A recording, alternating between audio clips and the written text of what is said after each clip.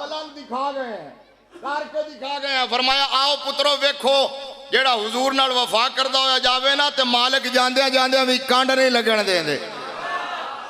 कंड समझ आंदी है? बाबा जी सारी जिंदगी यही कहते थे ना मालिक कंड नहीं लगन देंदे, ते फिर मालिका ने कंड लगन नहीं दी। मीनारे पाकिस्तान गए सो जेड़े गए ने उन्होंने वेख्या बाकियां नूं दस देना। नवाज शरीफ भी मुंह दंदा थले उंगलियां दबा के बह गया और अपने अपने लीडरों को, अपनी जमात के वर्करों को डांटने लगा और कहने लगा मेरी मां का जनाजा बड़ा क्यों नहीं हुआ। मैं कहा पुत्र ना तेरी मां का जनाजा बड़ा हो सकता है, ना तेरे प्यो दा ना तेरा, क्योंकि वड्डे जनाजे दौलत नाल नहीं होंदे, मुस्तफा नाल वफा करन नाल। मुस्तफा नाल वफा करन नाल होंदे ने। एक ही गल है बस की मोहम्मद से वफा तूने तो हम तेरे, की मोहम्मद से वफा तूने तो हम तेरे हैं। ये जहां चीज है क्या लौहो कलम तेरे हैं। लिहाजा फिर वापस पलटता हूं। अब वापस आके वो नारा लगाइए दमादम मस्कलंदर अबू बकर दा। हमारे मैं ये बात कर रहा हूं, हमारी फिक्र आखिरत में अकीदा पहले है अमल बाद में है।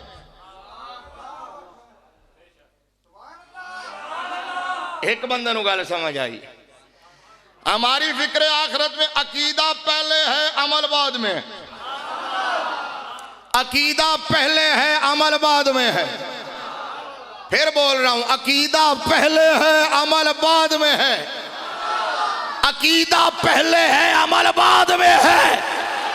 हाँ हाँ सही बुखारी की हदीस है। इधर से बुखारी ला के मुझे दिखाओगे मैं निकाल के दिखा दूंगा। मेरे मुस्तफ़ा करीम सल्लल्लाहु अलैहि वसल्लम ने फरमाया अमलों से कोई भी जन्नत में नहीं जाएगा। बैठे हो? अमलों से कोई भी जन्नत में, अमलों की वजह से कोई भी जन्नत में। सहाबा किराम रिज़वानुल्लाह अलैहिम अजमाइन ने अर्ज़ किया या रसूल अल्लाह आप भी? अल्लाहु अकबर कबीरा, आप भी? वो मुस्तफ़ा करीम सल्लल्लाहु अलैहि वसल्लम जो सारी सारी रात क़याम करें तो पाँव मुबारक पे वरम आ जाए। और अल्लाह फरमाए या अय्युहल मुज़्ज़म्मिल कुमिल लैला इल्ला कलीला। अल्लाह हमें फरमाता है कि क़याम करो, महबूब को कहता है महबूब आराम भी फरमा लिया कर। जिस महबूब के अमलों का आलम ये हो, या रसूल अल्लाह आप भी? फरमाया हाँ मैं भी।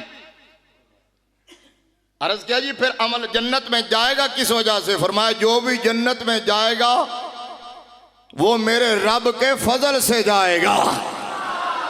अमल कबूल तब होंगे जब रब का फजल होगा। अमल कारगर तब होंगे जब अकीदा दुरुस्त होगा। अगर अकीदे की बुनियाद ठीक नहीं है तो इमारत जितनी मर्जी ऊंची खड़ी कर लो वो सारी की सारी इमारत टेढ़ी रहेगी। 6 करोड़ साल इबादत की थी इब्लीस ने। His worship life 60 million years। कितनी बोलो? 6 करोड़ साल इबादत की है। मेरे रब ने सारी की सारी उठा के मुंह पे मार दी लपेट के। फरमाया फखरुज बिनहा फइन्नका रजीम। वजह क्या है? वजह क्या है? हुक्म हुआ कि झुको आदम को। उसने कहा ना खैरुम मिन्हु, मैं बेहतर हूं। अब सुनो एक जुमला कहने लगा हूं। इमाम फखरुद्दीन राजी रहमतुल्लाह अलैह तफसीर कबीर शरीफ में लिखते हैं लोगों इब्लीस ऐसे इरादा दरगाह नहीं बना। उमिर अल मलाइकतु बिस्सुजूद लिअजल अन्ना नूर मोहम्मद सल्लल्लाहु अलैहि वसल्लम काना फी जबहत आदम। ये आदम को इसके सामने झुकने का हुक्म नहीं था। इमाम फखरुद्दीन राजी कहते हैं जबीन आदम में चमकने वाले नूरे मुस्तफ़ा को सजदा करने का हुक्म था। इब्लीस ने झुकने से इनकार कर दिया। अल्लाह ने फरमाया निकल जा। अब मुझे ईमान से बताओ जो जन्नत में हो और नूरे मुस्तफ़ा की ताजीम से इनकार करे, मेरा रब उसको जन्नत से निकाल देता है। जो हो ही बार और मुस्तफ़ा की ताजीम से इनकार करे, मेरा रब जन्नत में जाने कैसे देगा? लिहाजा अमल पहले, अकीदा पहले और अमल बाद में। और आज सारा सिनेरियो, सारी मुश्किलात आज अकीदे के हवाले से। और अकायद में बुनियादी अकीदा जो है वो मुस्तफ़ा की मोहब्बत और हुजूर का इश्क है।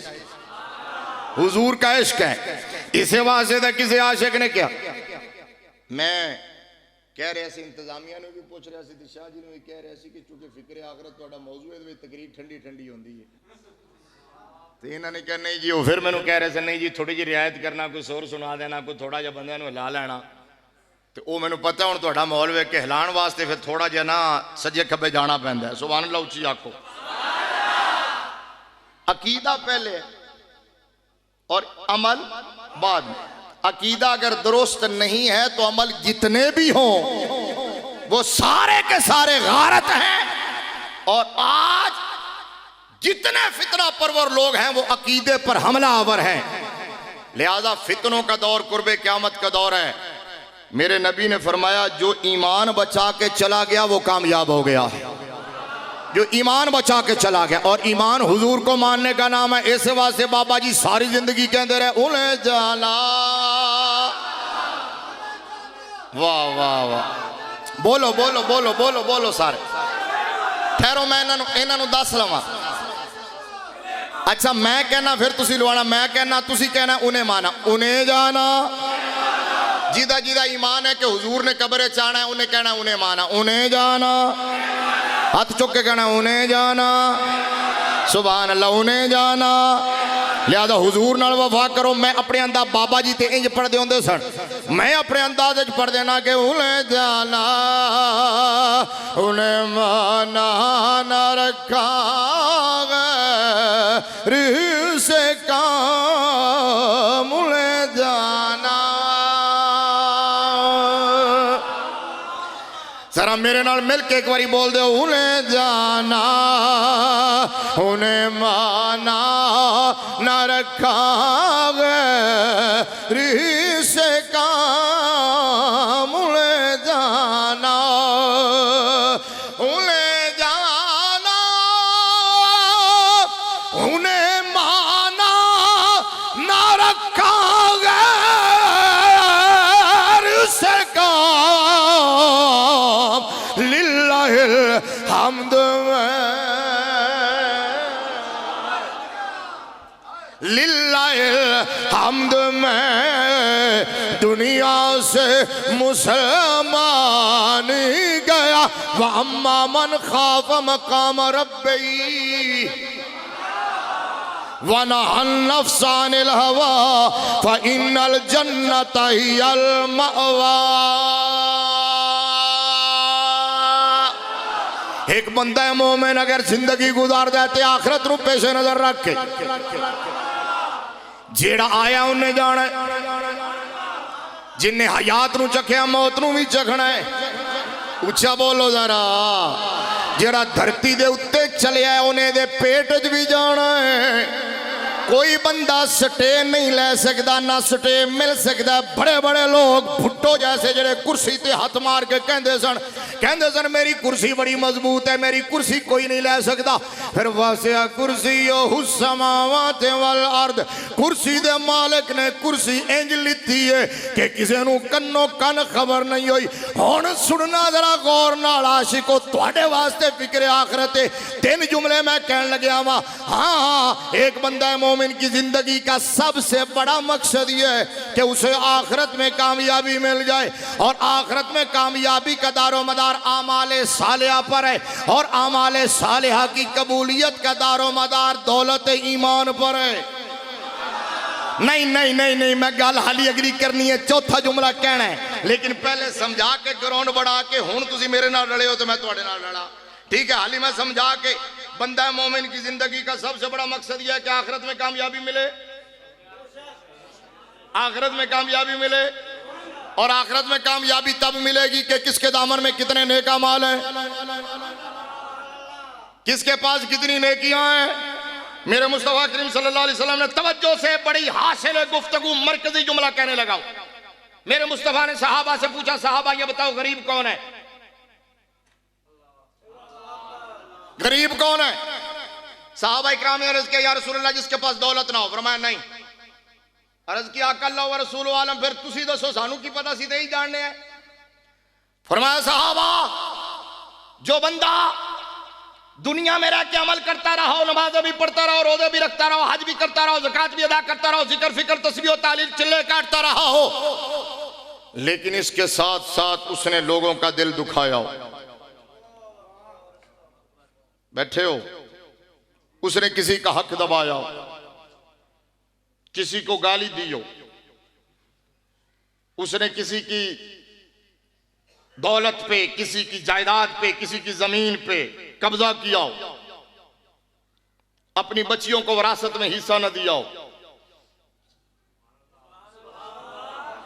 बामरे मजबूरी को खामोश हो गई हो कि जमाना क्या कहेगा, मुआशरा क्या कहेगा, लोग क्या कहेंगे।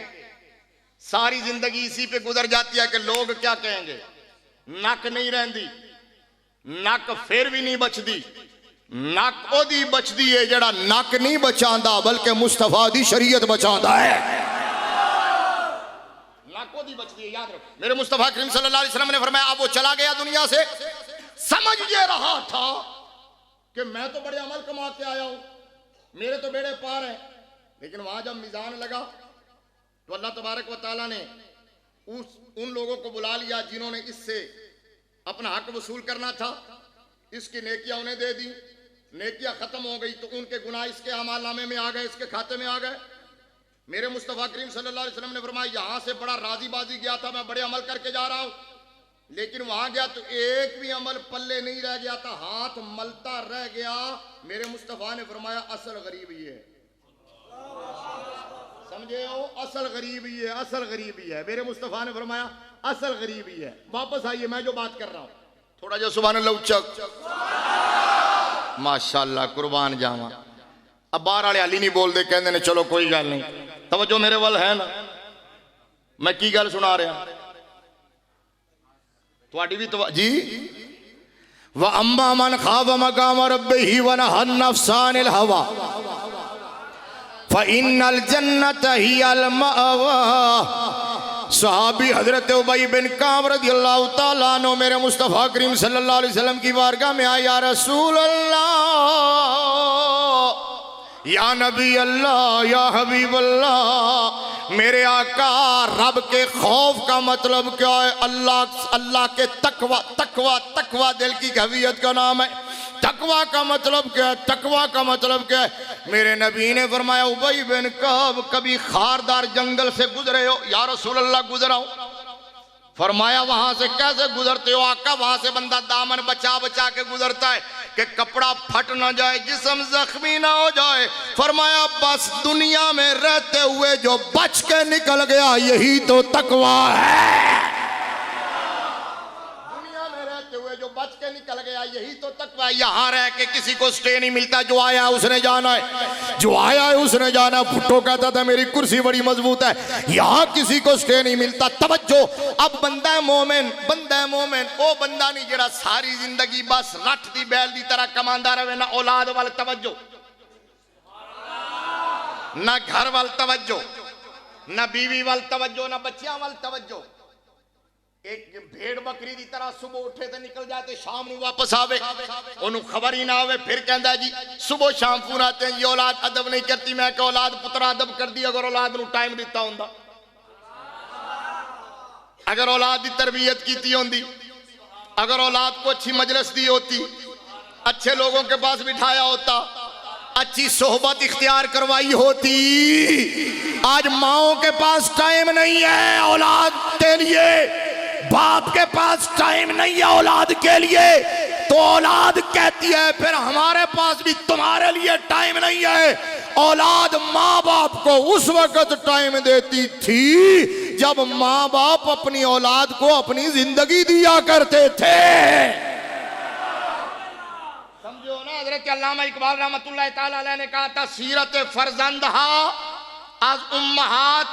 मेरा अद्धा टाइम हो गया और अद्धा टाइम रह गया, याद रखना। मैं घड़ी पहले वेखिए, तवज्जो इधर उधर ना होवे, मैं बहुत जल्दी छड़ देवांगा। मैं तो खुद इंतजामिया नू कह रहा सी बहुत मुख्तसर होना चाहिए, इन्होंने कहा थोड़ा जा ज्यादा, लेकिन गल मेरी जाया न करना। हजरत अल्लामा इकबाल रहमतुल्लाह ताला अलैह ने कहा सीरत फरजंदहा अज उम्महात जौहर सिद्को सफा अज उम्महात। फरमाया तुम कहते हो कि औलाद का किरदार सुधार दे मकतब, तुम कहते हो कॉलेज, यूनिवर्सिटी, बीकन हाउस और इंग्लिश मीडियम स्कूल वो हमारे बच्चे को नेक और एक और बादब और फरमाबरदार बना दे।